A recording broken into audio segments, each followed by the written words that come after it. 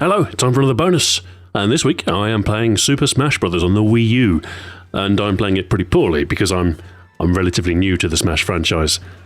I think I've got the basics down. I think I've got, the whole hit people and then hit them out of the arena and then, don't fall.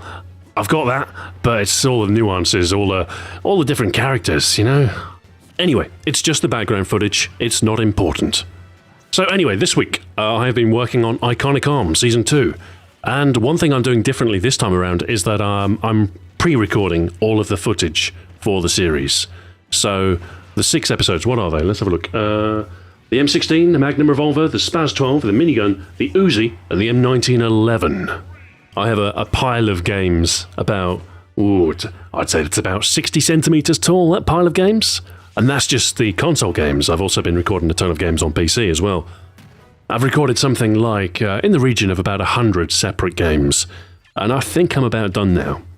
Anyway, the reason I'm pre-recording is to just save me some time in the weekly cycle, so that all I have to do is write the script, perform the script, produce the graphics, edit the thing, and then rinse, repeat. I don't have to, because recording takes probably a day, maybe 2 days, and out of a 7-week cycle, well, given that I spend 1 day a week developing my game, it's only a 6-day cycle. Pre-recording everything will save me a lot of time, and hopefully I'll be able to stick to a much more robust schedule. Anyway, like I say, I think I'm about done. I'm a little bit short on Uzi clips, so I might record some more games with the Uzi in. I need to record Far Cry 2, but playing that game is a chore. I completed it once. I'm not so sure I'd want to do it again. Anyway, very soon I'm going to start writing the first episode. I also want to redo the music as well, so that's something I'll do this week probably. But hopefully it won't be too long, maybe a week and a half before the first episode comes out, and then from that point it should be weekly. Well, it might not be, I don't know. One thing I'm concerned about is pushing too fast and reducing the quality of the output, because I do want to make sure that Series 2 is better than Series 1, which is a tall order because Series 1 is pretty good. But nonetheless, I do want to kind of tune up. I think the videos will be very much in the same formula as the first season. I might just tune timing slightly and I don't know, I'm not sure. I don't really have a list of definitive changes, but they will be certainly very similar. Anyway, that's Iconic Arms, that's what I'm working on, that's what's coming next.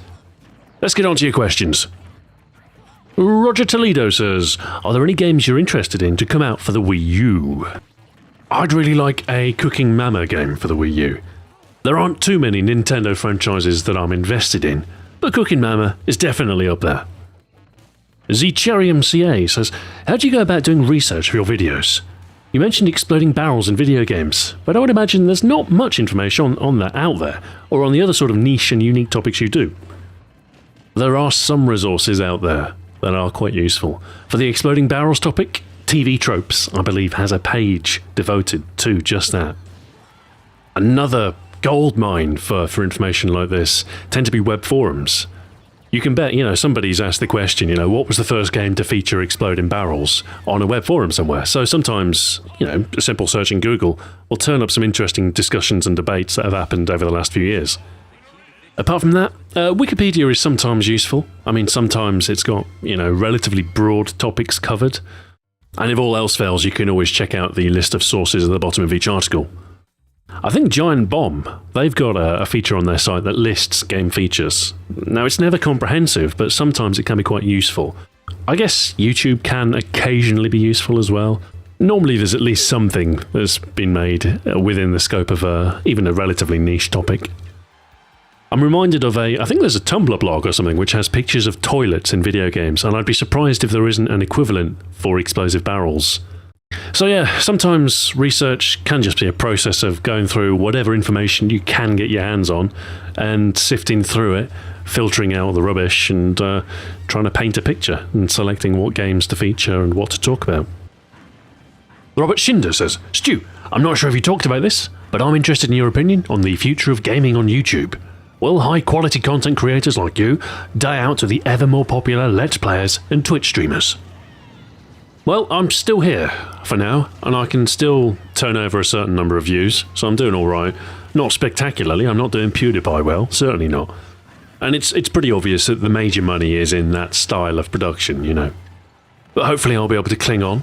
I think it's pretty clear that the gaming journalism and gaming media in general is in very much a state of flux at the moment.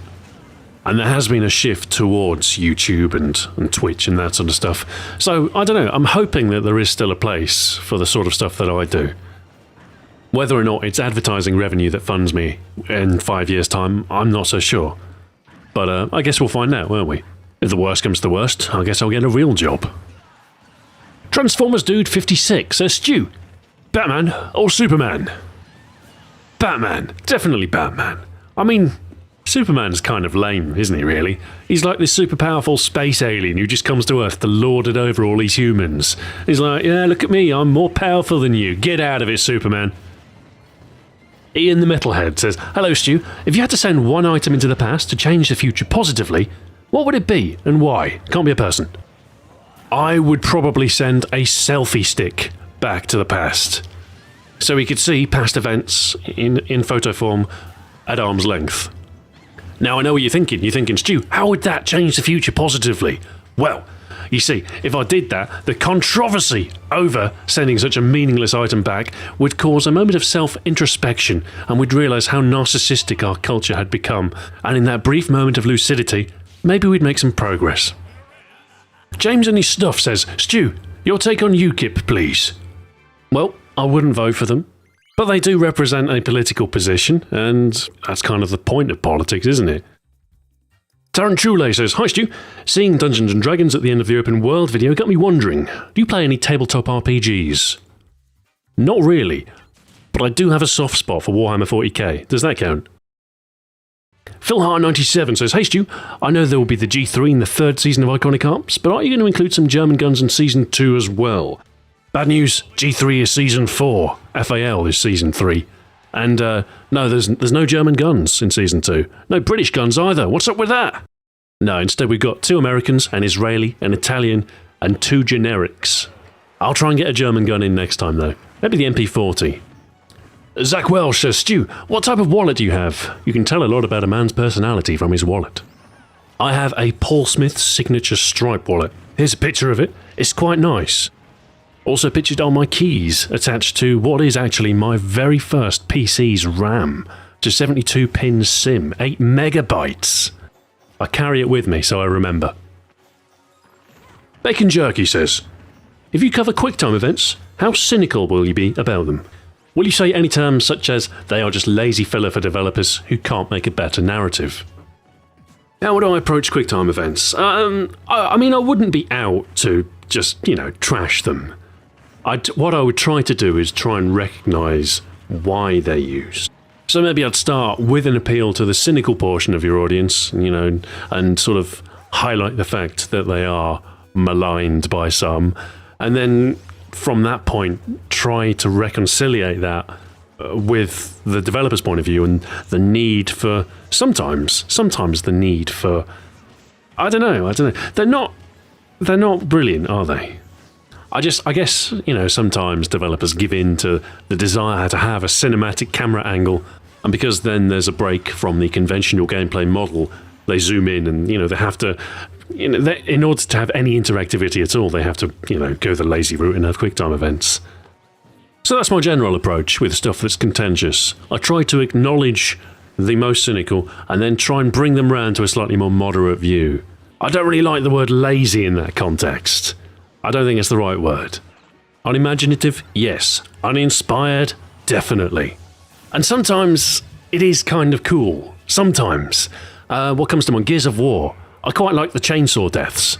Like, it's not technically a QuickTime event, but you hold B, you rev up your chainsaw, you run into a locust, chop them in half. But sometimes they've got a chainsaw, and then you've got a chainsaw duel, and you've got to mash B to defeat them in the chainsaw duel, which is, I don't know, it's kind of cool, I'm not going to say no to a chainsaw battle, but at the same time, generally speaking, QuickTime events do mess with the core gameplay style, It's a break from it. Anyway, I don't really have any cogent insight for QuickTime events. This is just off the cuff. But yeah, generally speaking, my approach when writing is to try and appease the most cynical portion of my audience without succumbing to cynicism myself.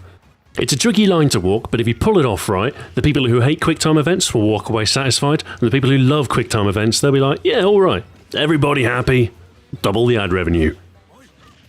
Turtle with an M16 says, Stu, have you tried the Scottish beer, Innocent Gun? It has to be my favourite beer. I have. I've had a few from them. They're all right. I've got to say, though, they are a little bit sweet. Almost artificially so. I don't like the fact they use clear bottles either, because that can lead to light damaging the beer. But it does look nice. As far as Scottish beer is concerned, I'm a big fan of a brewery called Black Isle. They're very good. And Belhaven aren't bad either. I quite like their stout. Biggest Beanie Baby fan ever says, Doom 3 was the first game with exploding barrels. Doom 3 has explosive barrels, but it wasn't the first, not by a long shot. Doom 3 was what, 2004? Something like that? 2003 maybe? Anyway, I could look it up, but I'm not going to.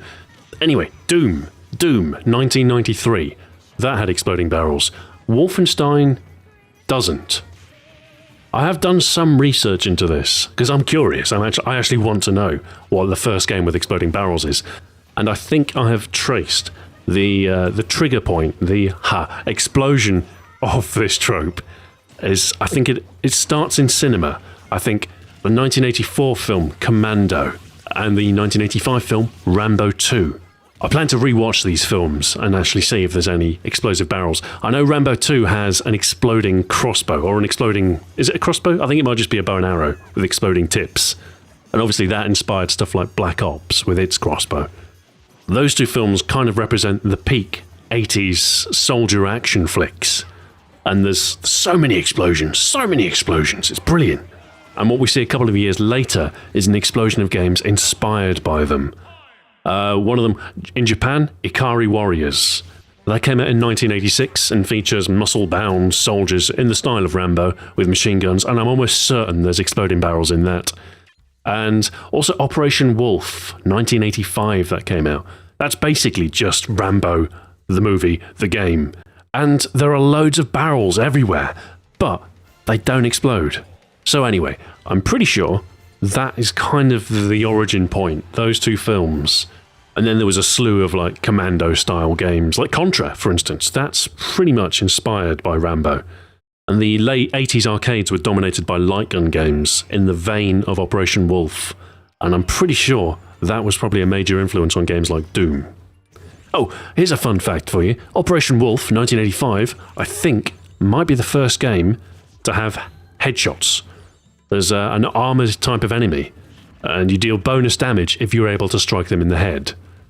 I may do an episode on headshots when it comes to revisiting the Origins format.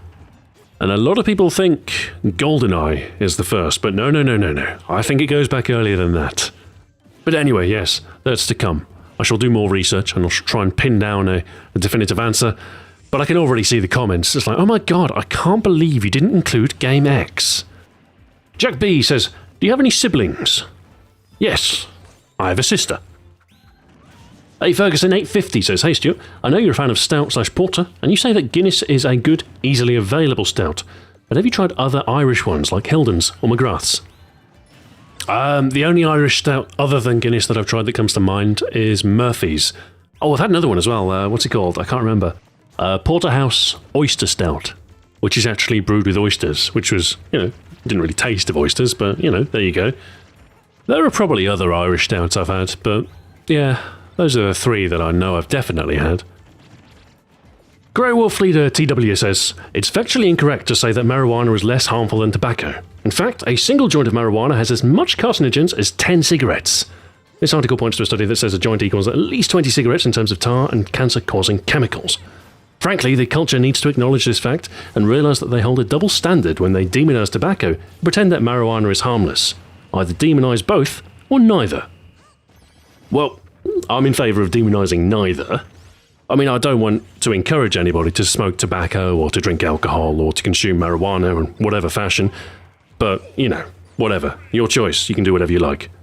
As far as that article, though, as far as I can tell, it's comparing the tar and carcinogens from an unfiltered joint, which is a mixture of tobacco and marijuana, versus a commercially produced filtered cigarette. And that strikes me as a little bit disingenuous, because of course, an unfiltered joint is going to give you more tar than a filtered cigarette, because that's what the filter's for. Not to mention the fact that the consumption of tobacco and of marijuana is vastly different. There are some people who will smoke a pack a day, maybe multiple packs a day, but when it comes to marijuana use, you'll find generally people smoke far fewer joints than they would cigarettes. Anyway, I'm not trying to say marijuana isn't harmless. I'm trying to say the societal harm is comparable to that of tobacco. There have been some studies which indicate that marijuana is less harmful than tobacco. Iron 2 Man 911 says, how is the Origins format different from A Brief History Of? And will A Brief History Of make a return? Origins is facet-focused reverse chronology. Brief History is cross-sectional forward chronology. The net result for both is a video about game history, but it's a slightly different approach that affects how I structure and how I write. A Brief History will return at some point. I'm not 100% sure on topic. I was going to do a brief history of racing games, but I have a feeling it won't perform quite as well as the graphics series, because it's slightly narrower in focus. That being said though, I am a long-time fan of racing games. I haven't played them all, but I've played quite a few of them. So over the next couple of months, I might think about how I'm going to structure it. I think I'm probably going to split the video into multiple parts, like I did with the graphics format.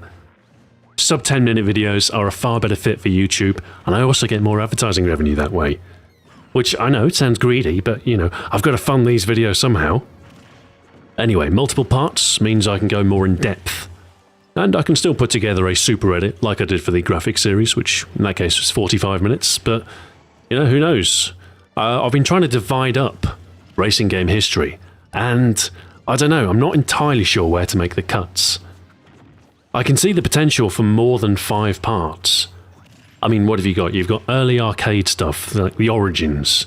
Maybe then you can go to later arcade games, 2D still, into the screen races, like Outrun, the Hang-On series, stuff like that. Then you've got the emergence of 3D arcade races, like Daytona USA, Ridge Racer, Sega Rally. And then you've got the emergence of the semi-sim series, like Gran Turismo. And here, it's kind of you arrive at a crossroads. I mean, do I cover the arcade races of this era in a separate video to the semi-sim races? And what about simulators? If I go by what's most popular, I'll run the risk of completely erasing simulators. You know, stuff like Jeff Cramman's Formula 1 Grand Prix. Fantastic game for its time. And it's also, you know, an attempt at recreating Formula 1 racing. So I don't know. I mean, there's the potential, again, to do off-road racing, rally driving. Colin McRae Rally to the Dirt series, there's a whole arc there.